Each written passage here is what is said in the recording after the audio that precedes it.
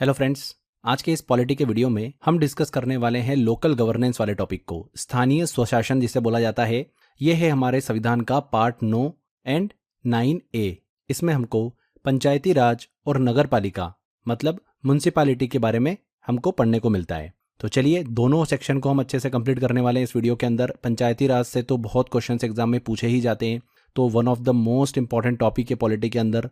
अक्सर यहाँ से क्वेश्चंस एग्जाम में बनते हैं और हम आपको ऐसा पढ़ाने वाले हैं जिससे कि आपको एक बार ये वीडियो देखोगे सारी चीज़ें अच्छे से समझ में आ जाएगी, राइट। तो इंडियन कॉन्स्टिट्यूशन के पार्ट 9 और पार्ट 9A में पंचायती राज और म्युनिसिपैलिटीज़ के बारे में विस्तार से बताया गया है और ये दोनों ही लोकल सेल्फ गवर्नेंस के बहुत ही इंपॉर्टेंट पार्ट हैं।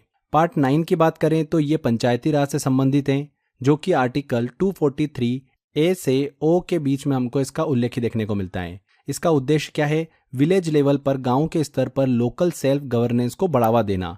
इसके तहत ग्रामीण क्षेत्रों में जनता के चुने हुए प्रतिनिधियों को लोकल एडमिनिस्ट्रेशन का अधिकार दिया गया है ताकि वे अपने गांव का विकास कर सके। 9A की बात करें तो यह भाग म्युनिसिपैलिटीज से रिलेट करता है, जो कि आर्टिकल 243 के P से Z के अंतर्गत आता है।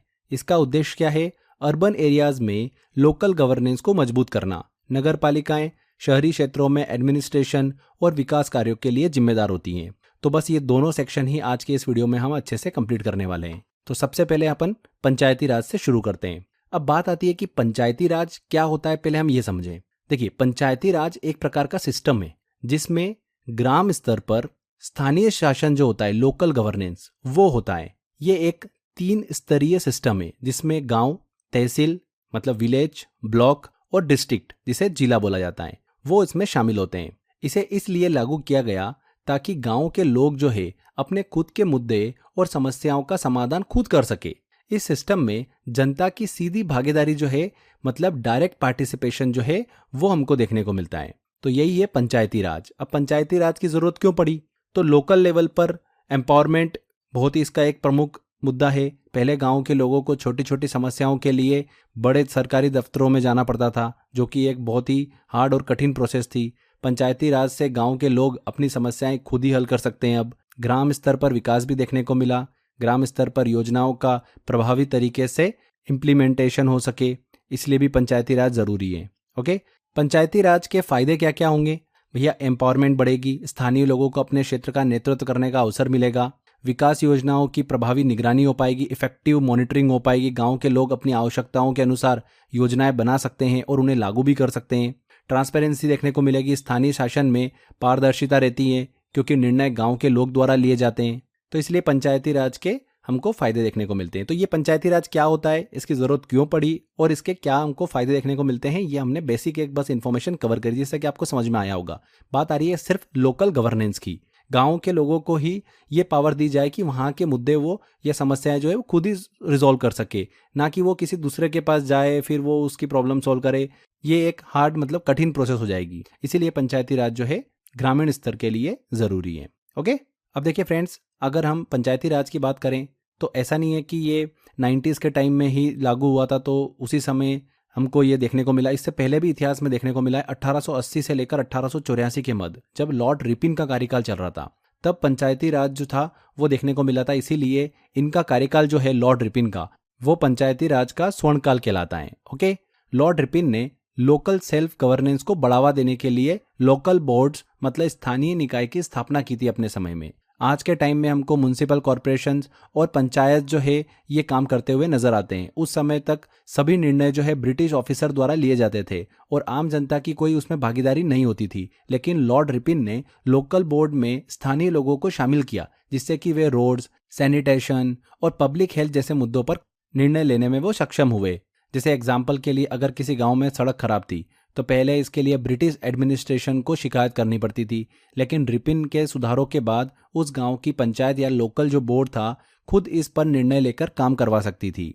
इसीलिए लॉर्ड रिपिन का कार्यकाल जो है वो पंचायती राज का स्वर्णकाल कहलाया जाता है। समझ में आया होगा आपको? चलिए आगे अब बात करते हैं फ्रेंड्स। देखिए, स्वतंत्रता प्राप्ति के बाद में भारतीय संविधान में पार्ट 4 के जो हमको डायरेक्टिव प्रिंसिपल्स देखने को मिलते हैं, नीति निर्देशक तत्व, उसके आर्टिकल 40 में ग्राम पंचायत के गठन और उसकी शक्ति प्रदान करने की बात कही गई है। सीधे सीधे एग्जाम में पूछते हैं क्वेश्चन कि ग्राम पंचायत के गठन और उस शक्ति प्रदान करने की बात हमारे आर्टिकल में कहाँ पर हमको देखने को मिलती है, तो आर्टिकल 40, और ये आता है डायरेक्टिव प्रिंसिपल्स के अंदर, नीति निर्देशक तत्व के अंदर, जो कि रिलेट करता है पार्ट 4 से।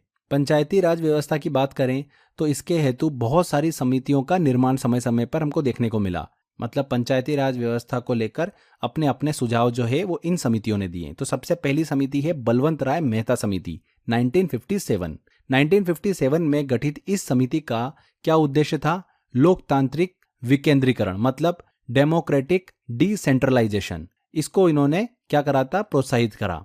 इन्होंने क्या सुझाव दिया बलवंत राय मेहता समिति ने कि पंचायती राज का गठन जो है वो त्रिस्तरीय हो, मतलब 3 टियर सिस्टम पर होना चाहिए, ताकि गांव से लेकर जिला स्तर तक विकास कार्य जो है वो प्रभावी ढंग से हो सके। इन्होंने बताया गांव के स्तर के विकास के लिए ग्राम पंचायत हो, खंड मतलब ब्लॉक स्तर के विकास के लिए पंचायत समिति हो, और जिला स्तर के विकास के लिए जिला परिषद हो। समझ में आया आपको? तो ये बलवंत राय मेहता समिति ने त्रिस्तरीय मतलब 3 टियर सिस्टम को इन्होंने प्रपोज किया था। इनकी मेन रिकमेंडेशन की बात करें तो इस समिति ने यह सिफारिश की थी कि पंचायत समिति का स्थान जो है वो ग्राम पंचायत से ऊपर और जिला परिषद से नीचे होना चाहिए, ताकि यह विकास कार्यों में महत्वपूर्ण भूमिका निभा सके। पंचायतों को विकास कार्यों की योजना बनाने और उन्हें लागू करने की शक्ति मिलना चाहिए। तो ये इनकी रिकमेंडेशन थी बलवंत राय मेहता समिति 1957 की। आगे चलकर वर्ष 1958 में इंडिया में इस रिकमेंडेशन को NDC मतलब नेशनल डेवलपमेंट काउंसिल द्वारा एक्सेप्ट कर लिया गया। सबसे पहले फ्रेंड्स, राजस्थान विधानसभा ने 1959 में पंचायती राज व्यवस्था का अधिनियम जो है वो पारित किया था। किसने करा था? राजस्थान ने सबसे पहले पारित किया 1959 में। 2 अक्टूबर 1959 को, ये डेट बहुत दिमाग में रखना क्योंकि एग्जाम में सीधे सीधे पूछते हैं। 2 अक्टूबर 1959 को राजस्थान के नागौर जिले में किसने?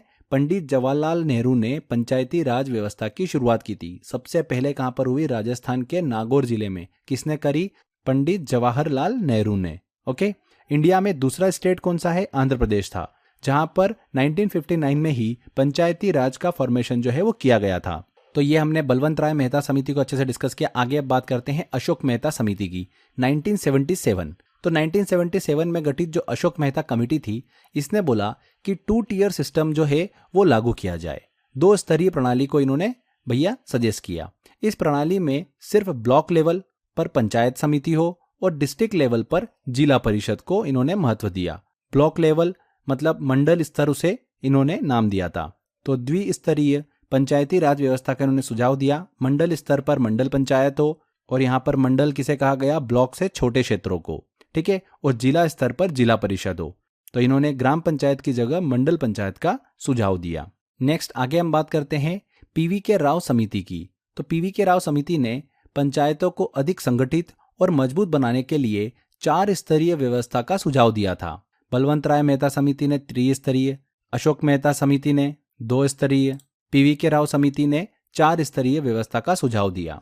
इन्होंने राज्य स्तर पर राज्य विकास परिषद स्टेट डेवलपमेंट काउंसिल की बात करी, जिला स्तर पर जिला परिषद की बात करी, मंडल स्तर पर मंडल पंचायत की, और ग्राम स्तर पर ग्राम सभा की बात करी। तो ये है PV.K. राव समिति।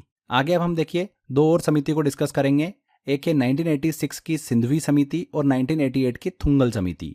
1986 की जो सिंधवी समिति थी, इन्होंने पंचायतों को संवैधानिक दर्जा देने की सिफारिश की थी, कॉन्स्टिट्यूशनल स्टेटस दिया जाए। और PK थुंगल कमेटी की बात करें हम, तो इन्होंने पंचायती राज संस्थाओं को वित्तीय और प्रशासनिक स्वतंत्रता मतलब फाइनेंशियल एंड एडमिनिस्ट्रेटिव ऑटोनॉमी देने की सिफारिश की।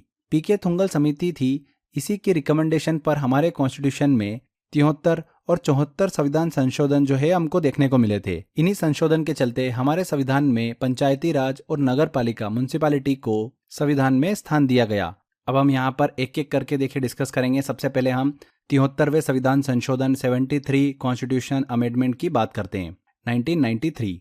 इसके तहत पंचायती राज संस्थाओं को संविधान में स्थान दिया गया और संविधान के भाग 9 में 16 नए अनुच्छेद आर्टिकल जो है 243A से O और 11वीं अनुसूची उसको हमारे संविधान में शामिल किया गया। 11th शेड्यूल जो है वो हमारे कॉन्स्टिट्यूशन में ऐड किया गया 73वें संविधान संशोधन के तहत। इस 11वीं अनुसूची में जो पंचायतें हैं उनके कार्य निर्धारण के लिए 29 सब्जेक्ट जो है उनको शामिल किया गया। कितने सब्जेक्ट? 29। ये सीधे सीधे एग्जाम में क्वेश्चन पूछते हैं। बहुत सारे बार में देखिए पीएससी में हमको ये क्वेश्चन जो है वो देखने को मिल जाता है। 73वें संविधान संशोधन 1993 को थोड़ा सा और हम डिटेल में पढ़ेंगे। देखिए इसमें 20 लाख से अधिक जनसंख्या वाले प्रदेशों में त्रिस्तरीय प्रणाली जो है उसको लागू किया जाए, ये बात कही गई। इसमें ग्राम पंचायत, पंचायत समिति मतलब ब्लॉक लेवल पर हो, और जिला परिषद डिस्ट्रिक्ट लेवल पर शामिल होते हैं। ग्राम सभा को संवैधानिक अधिकार जो है वो प्रदान किया गया। ये पंचायत प्रणाली का सबसे निचला स्तर होता है जहां पर गांव के सभी योग्य मतदाता जो है वो महत्वपूर्ण निर्णय लेते हैं। प्रत्येक 5 वर्ष में पंचायतों के लिए चुनाव करना अनिवार्य है ताकि पंचायतें जो है नियमित रूप से काम कर सके और स्थानीय शासन में जनता की भागीदारी जो है वो बनी रहे। इसके अलावा इस संशोधन में पंचायत भंग होने पर 6 माह में चुनाव कराने की बात भी की गई है। आरक्षण से रिलेटेड प्रावधान भी देखने को मिलते हैं।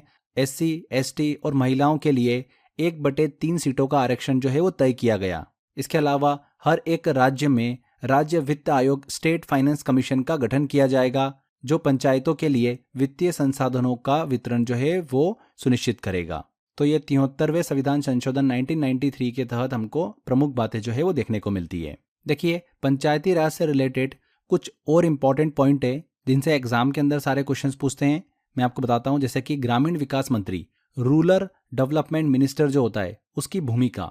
तो रूरल डेवलपमेंट मिनिस्टर की जिम्मेदारी होती है कि वह पंचायती राज के अलग अलग अंगों जैसे कि ग्राम पंचायत, पंचायती समिति, जिला परिषद, इनकी मॉनिटरिंग और सुपरविजन करे। मंत्री यह भी सुनिश्चित करे कि सभी स्तरों पर पंचायतें जो है वो अपनी जिम्मेदारी को सही ढंग से निभा रही हैं और विकास कार्यों को समय पर पूरा कर रही हैं। तो यह रूरल डेवलपमेंट मिनिस्टर की रिस्पॉन्सिबिलिटी होती है। इसके अलावा ग्राम पंचायत का चुनाव जो है वो कराना राज्य सरकार की जिम्मेदारी होती है।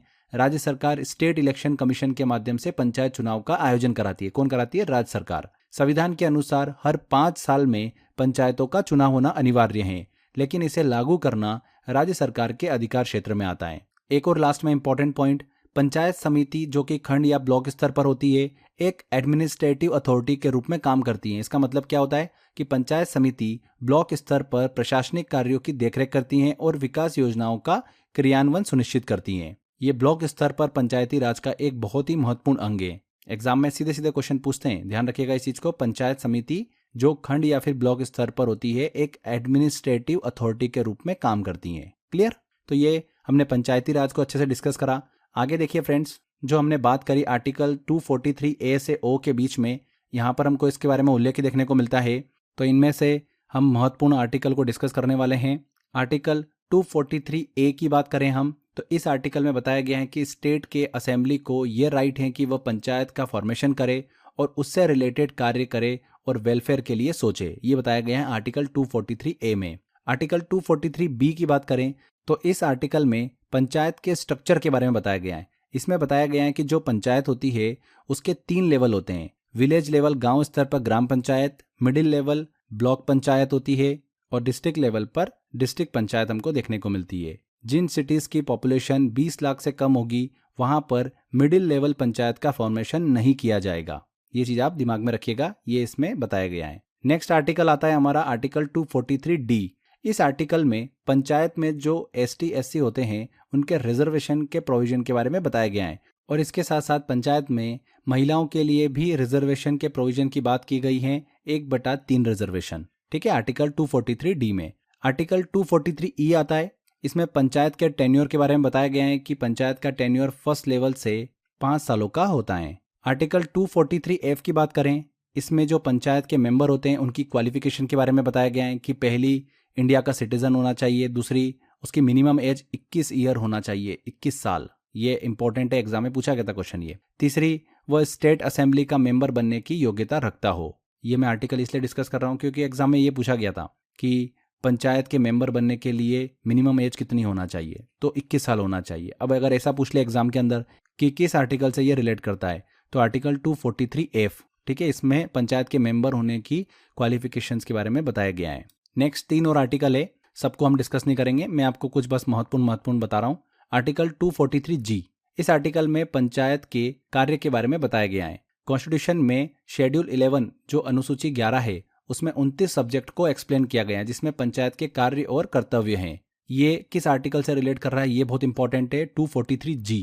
और इसके अंदर कितने सब्जेक्ट है ये भी बहुत इंपॉर्टेंट है, 29। ठीक है ना। ये दोनों चीज़ें बहुत ही इंपॉर्टेंट है, इसलिए मैंने आपसे ये डिस्कस करी है। नेक्स्ट आर्टिकल 243H है। इसमें देखिए पंचायत के लिए एक स्टेट फाइनेंस कमीशन के फॉर्मेशन के प्रोविजन के बारे में बात की गई है। ये जो कमीशन होगा उसका फॉर्मेशन स्टेट का गवर्नर जो है वो करेगा, और जो कमीशन होगा उसके चेयरमैन की अपॉइंटमेंट भी गवर्नर के द्वारा की जाएगी। ये बात की गई है आर्टिकल 243H में। लास्ट आर्टिकल 243I की बात करें तो इस आर्टिकल में पंचायत के लिए एक स्टेट इलेक्शन कमीशन के फॉर्मेशन के प्रोविजन की बात हमको देखने को मिलती है। तो यहाँ पर हमारा ये पंचायती राज वाला टॉपिक कंप्लीट होता है। 101% पंचायती राज से क्वेश्चन मिलेगा आपको एग्जाम के अंदर, तो इसी ही थ्योरी सेक्शन से मिलेगा जो मैंने आपको पढ़ाया है। ठीक है, और बहुत ही सिंपल है, इतना कोई डिफिकल्ट नहीं है। 3-4 समितियां हैं जिनके बारे में हमको पता होना चाहिए, कुछ बेसिक इन्फॉर्मेशन जो मैंने आपको स्टार्टिंग में बताई थी लॉर्ड रिपन के बारे में वो आपको पता होना चाहिए, और लास्ट में जो मैंने 3-4 आर्टिकल आपसे डिस्कस करें बस वो हमको दिमाग में रखना है, दैट्स इट। ठीक है,